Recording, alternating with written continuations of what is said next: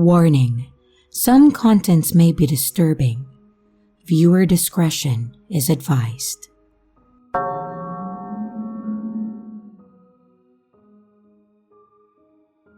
Hi, my name is Marisol, and I wanted to share a story that happened to me years ago.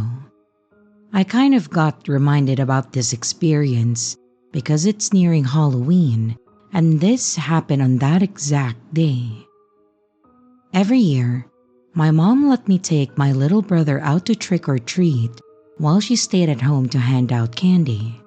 That year, I was 16 and he was 10. He was obsessed with getting as much candy as possible, while I was more interested in hanging out with friends and pretending that I wasn't too old to be out there. Our neighborhood wasn't fancy at all, but it was safe and familiar. Most of the houses were spaced evenly apart. We had similar lawns, the same maple trees shedding orange leaves into the gutters. We had our usual route, and by the time that we reached the far end of our street, our bags were half full and our hands were numb from the cold. There was one house that we always skipped though, a small, pale gray place at the end of the cul-de-sac. There were no lights, no decorations, no sign of life. Even during the rest of the year, it looked empty. The curtains stayed closed, and the mailbox overflowed sometimes, and the yard never seemed to change. Nobody we knew had ever seen anyone come or go. I'd always been a little curious about it. It wasn't run down enough to be condemned, just looked like it was frozen in time. As we walked by, I remember saying something like we should dare each other to knock on the door. My brother immediately said no. He was always a little jumpy, especially when it came to stuff like that. But maybe because it was Halloween, or maybe because I wanted to mess with him a bit, I pushed him. I told him that it would be funny.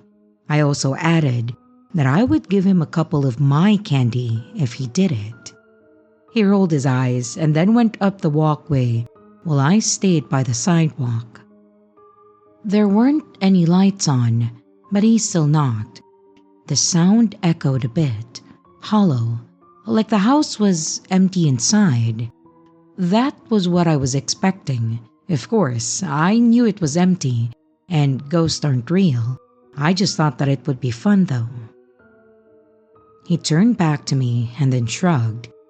But that's when we both heard the click of the deadbolt. The door opened just a few inches. I remember how wrong it looked, the way the darkness inside seemed heavy. Then the door creaked open wider, and someone stepped into the doorway. A man stepped out. He looked to be in his late 30s with messy hair, tired eyes, clothes that looked wrinkled and kind of dirty, like he had been wearing them for days. He looked surprised to see anyone there. He then said something to my brother. I couldn't make out all of it, but I heard him mention that he had run out of candy and had to go inside to get more. But he then motioned for my brother to come in and grab some with him. My stomach dropped. I don't know why. It wasn't like he looked dangerous exactly, but something about it felt wrong. It was too quiet.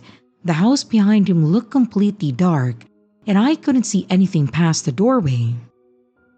I called out to my brother, telling him that it was fine and that we could just go since we already had a lot of candy.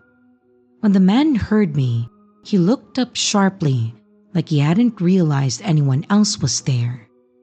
His whole expression changed in that second. He straightened up, blinked a few times, and then suddenly smiled. The kind of quick, forced smile people do when they're trying to look normal. He said that he'd actually just found a few more pieces of candy in the bowl after all, that he must have missed them earlier. He reached inside, grabbed a handful, and then held them out to my brother. My brother took them, mumbled a thank you, and then walked back toward me. The man just stood there, still smiling faintly, until we turned away. And then the door slammed. Yep, slammed, like he was mad or something. We didn't say much about it after. I just remember feeling weird, like I couldn't shake the image of his face. The way his smile appeared so suddenly, but seemed so fake once he knew that I was there. But I just tried to shrug it off. We still had a lot of houses to go to, and everything went fine for a while. Maybe around 30 to 40 minutes later, my mom called and said that she was coming to pick us up right away. I asked her why, and she just asked me where we were and told me to wait there. When she got there, she looked pale, so I pushed her to tell me what happened. She said that the police were in the neighborhood. Apparently, a few blocks over, a kid had been grabbed while trick-or-treating by himself and then dragged inside a house. Luckily, someone nearby heard the kid screaming and then ran over. But the man took off before they caught him, and the police were called. And the police had gone inside after the incident and confirmed that the house was abandoned. No furniture, no electricity, no signs that anyone had been living there, and the man was gone. I asked my mom which house, and that part made my stomach drop when she said the address. It was the same gray house. I remember just sitting in the car holding my candy bucket, feeling cold all over.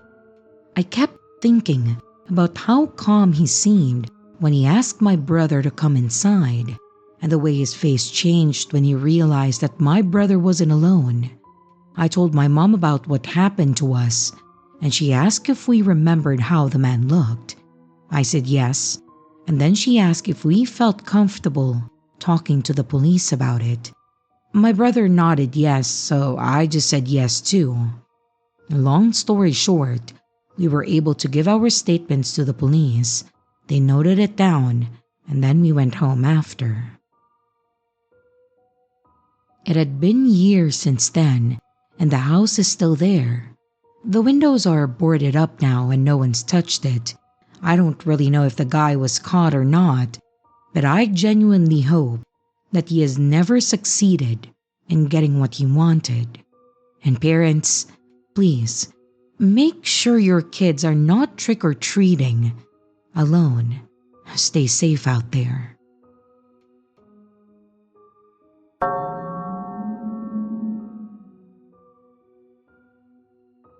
Halloween is always a big deal here. Not over the top, but just families putting out decorations, porch lights glowing, and kids darting from house to house in groups. Last year was our first Halloween with a Ring doorbell camera. I bought it mostly for package deliveries and peace of mind, not because I expected anything strange. It's funny, I never really thought about how much those cameras see until that night. Halloween went normally. We'd spent the early evening handing out candy to the little ones, the usual mix of princesses, superheroes, and homemade ghost costumes. And around 8, the crowd started thinning out. I turned off the porch light around 9, and I went to bed shortly after, and nothing felt out of the ordinary. The next morning, while having my coffee, I opened the Ring app just out of curiosity. I like watching the footage the day after, seeing all the kids' costumes, the way they run up excitedly, and the parents waiting at the sidewalk. It's really harmless fun. The first few clips were exactly that, groups of laughing kids, someone's inflatable T-Rex costume bumping into the camera, and a few neighbors that I recognized. And everything was fine. Until I noticed a recording that ran a little longer than usual. It was from around 8:42 p.m. At first, it looked like any other group. 3 kids in costume, 2 girls and a boy, maybe 12 or 13 years old. They walked up, grabbed some candy from the bowl that I had left out, waved toward the camera, and then left. But the motion sensor kept recording after they walked away, which meant something else had triggered it. And about 5 seconds later, a man appeared at the far edge of the frame. He was walking slowly down the street in the same direction as the kids. He wasn't wearing a costume, just dark clothes, maybe a hoodie or jacket. His head was slightly down, and he stayed in the shadows near the edge of the sidewalk. I remember thinking maybe he was a parent trying to keep a low profile, staying back while the kids went door to door, Then something about his movement caught my attention. Every time a door opened, when another group of kids ahead went up to a house, he stopped walking and moved behind something. Once, he stepped behind a tree. Another time, he ducked behind a parked car. He would wait until the door closed again before continuing. It wasn't the kind of hesitation people do when they're just watching kids from a distance. It looked practiced, deliberate. The footage only showed a small stretch of the street, so he disappeared off screen after a few seconds. But now I was curious, or uneasy really. I scrolled through the rest of the recordings from that night, and the Ring camera catches motion every time someone comes within a certain range, so there were plenty to go through.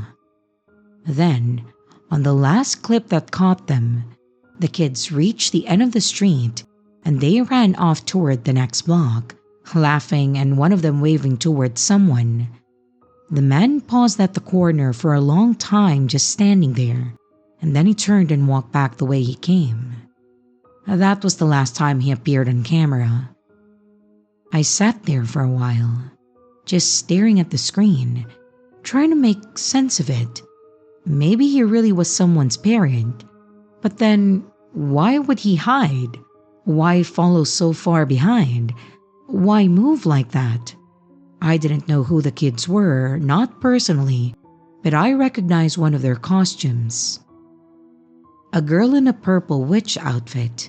I'd seen her before walking a golden retriever on the weekends, and they lived a couple houses down. So later that day, I went over and I knocked on their door. I didn't want to sound too crazy, so I just said that I had some footage from the night before that they might want to see. The mom came to the door looking tired, and when I explained, her face changed. She said that the kids had mentioned feeling weird that night, that someone was walking behind them, but every time that they looked, no one was there. She said that they'd laughed it off, thinking that it was just nerves from the Halloween stories. She asked to see the footage, so I showed her on my phone. She didn't say much, just stared, pale, one hand over her mouth. And later that afternoon, I forwarded the clips to the local police. They took it seriously. I never heard much after that, just that they were looking into it. And a few weeks later, a cruiser drove slowly through our street a few nights in a row, but then things went quiet again. Sometimes, when I check the Ring app late at night, I think about that man. The way he moved, careful and quiet, just out of sight. It's strange how many times you can walk past people like that and never notice them. And every Halloween since then, I make sure to keep the porch light on longer. Not for candy, really. Just so the camera can see a little farther down the street.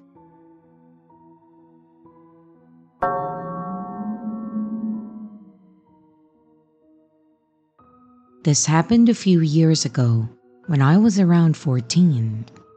I've never really told anyone the full story because it sounds like something that you would make up, but it's completely true. And even now, every Halloween, I think about it. My friends and I had outgrown the excitement a bit, but we still went out for trick-or-treating for fun, more to hang out than for the candy.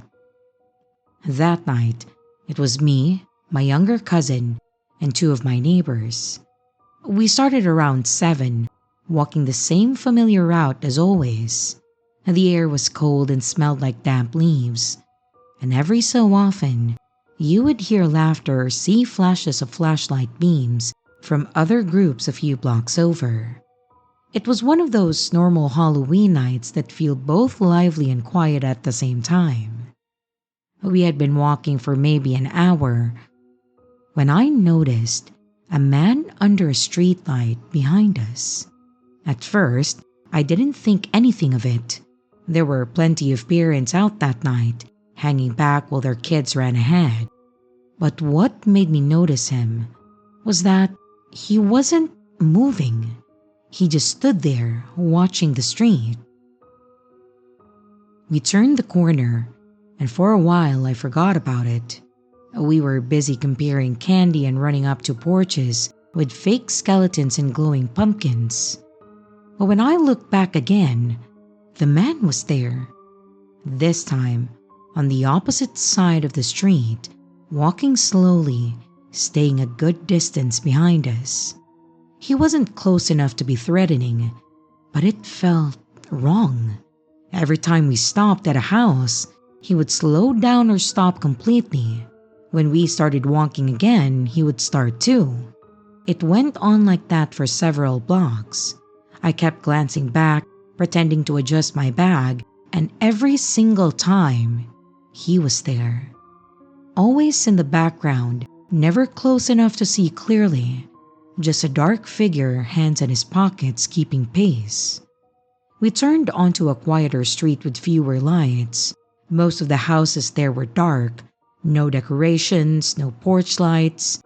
The only sound was the crunch of leaves under our shoes.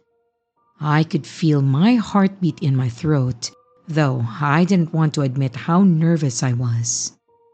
And at one point, I stopped walking and I pretended to tie my shoe just to see what he would do.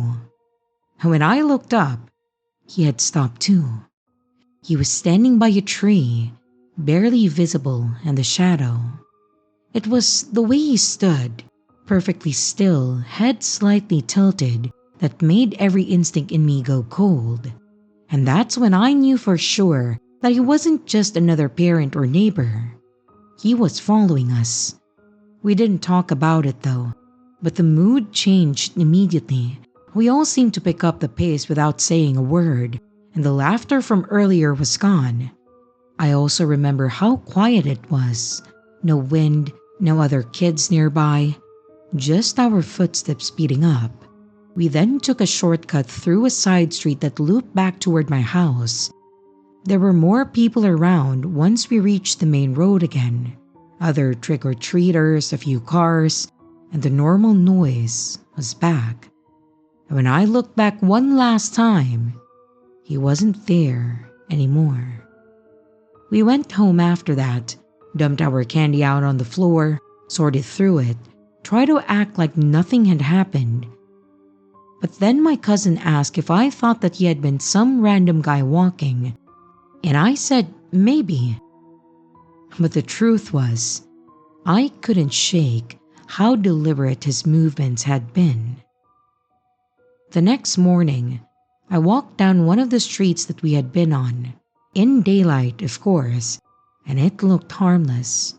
Just a row of houses with the decorations still out and leaves piled in the gutters. I almost laughed at myself for being so tense the night before.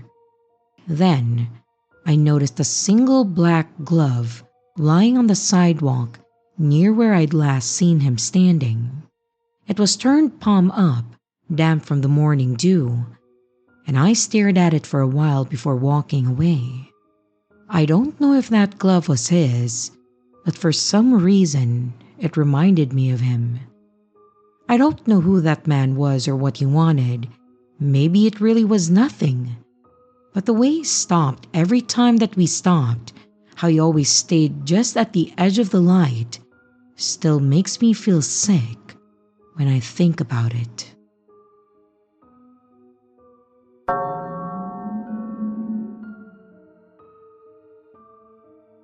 I grew up in a quiet suburban neighborhood where everyone kind of knew each other's business without meaning to. Every Halloween, the whole place came alive. Fake cobwebs, glowing pumpkins, and the smell of cheap fog machines hanging in the air. But the best house, without question, was the Gellers. Mr. and Mrs. Geller were the kind of old couple everyone liked. They didn't have kids or grandkids nearby, so they poured all their energy into Halloween. They would decorate their porch with string lights, a little skeleton band, and a fake graveyard that lit up at night. They were also known for handing out full-size candy bars, sometimes two if you complimented their decorations. Every year, they would wait outside in matching sweaters, smiling at everyone, asking what our costumes were. It became sort of a tradition to end our night there, saving the best for last. But the year this happened, I was 15, a little too old to be trick-or-treating, but my friends convinced me to tag along for nostalgia's sake. It was going to be our last year of doing it. It was me, my friend Lily, her younger brother, and another friend, Ryan. We were mostly walking around for the atmosphere, somewhere between wanting candy and pretending that we were too mature for it. When we reached the Geller Street, something felt off right away. Most houses had decorations or at least a porch light on, but theirs didn't. The curtains were drawn tight, and the little skeleton band that used to play tiny music was gone. I remember how weirdly quiet it was. Even the usual barking dog from the house next door wasn't making a sound. The Geller's porch light was off, so we figured that maybe they weren't participating this year, which was a bummer because again, they were the favorite among the trick-or-treating crowd. We were already walking past when I noticed a faint flicker from the light above their door. It was like the bulb was struggling to turn on.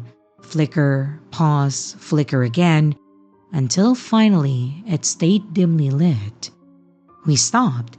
I remember the four of us just standing there in that kind of awkward silence you get when something doesn't make sense. Then Ryan laughed under his breath and said something about maybe they'd just forgotten to turn it on earlier. I didn't really buy it, but I didn't say anything. We hesitated for a second before walking up the path. The lawn hadn't been mowed in a while, and some of the Halloween props, like a tombstone made of foam, was still lying on the grass, half buried in the leaves, like they'd been left out since last year. The closer we got, the stronger the smell of damp wood and old leaves became.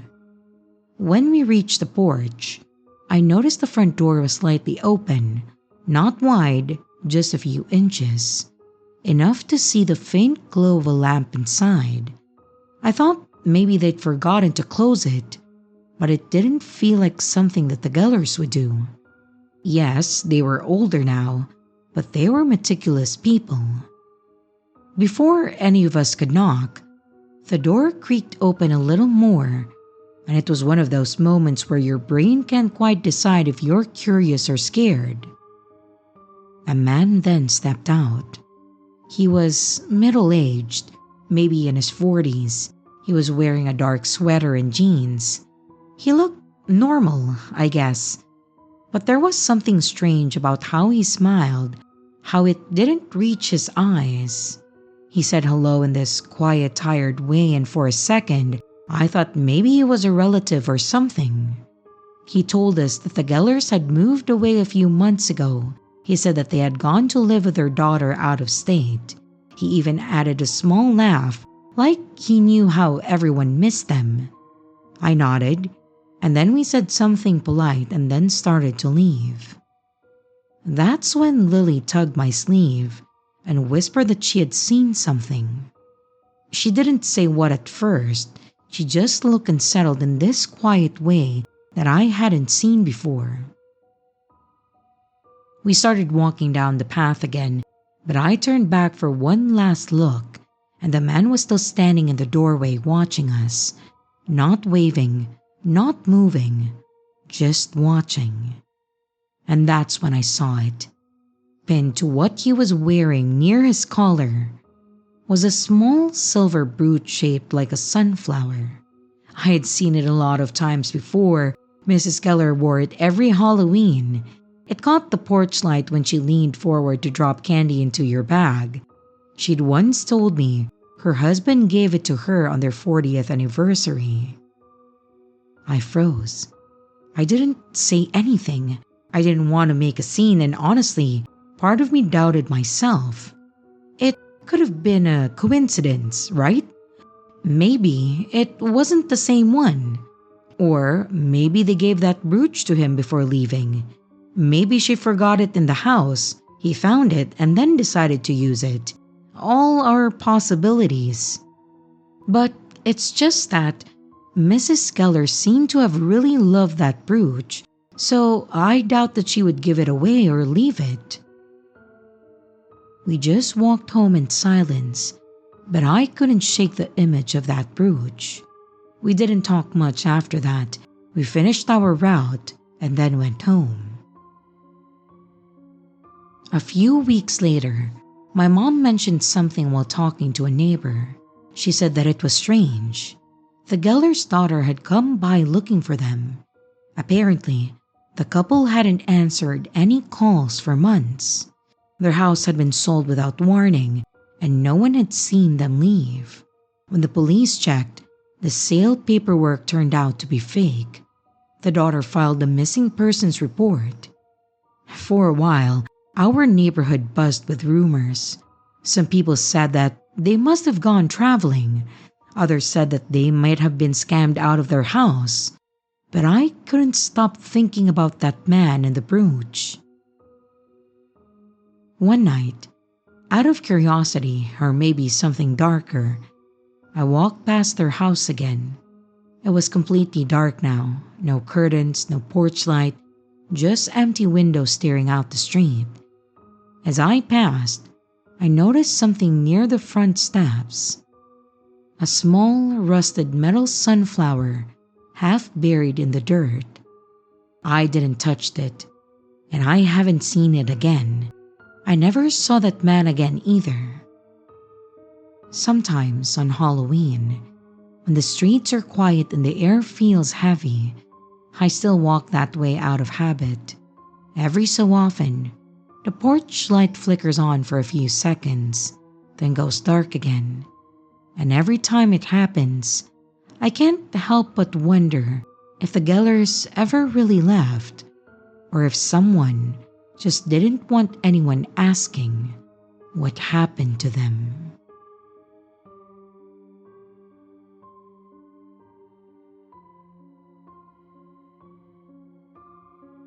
And here's the riddle for this video.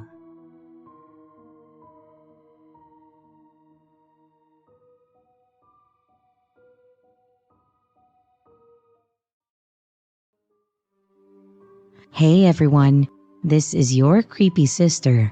Thank you so much for watching the video. I do hope you enjoyed it. Also, don't forget to leave a like and a comment. It really helps the channel out. A big shout out to both my channel members and Patreon members. Thank you so much for taking your support to the next level. You guys are great. And again, to everyone, stay scared because your fear feeds me.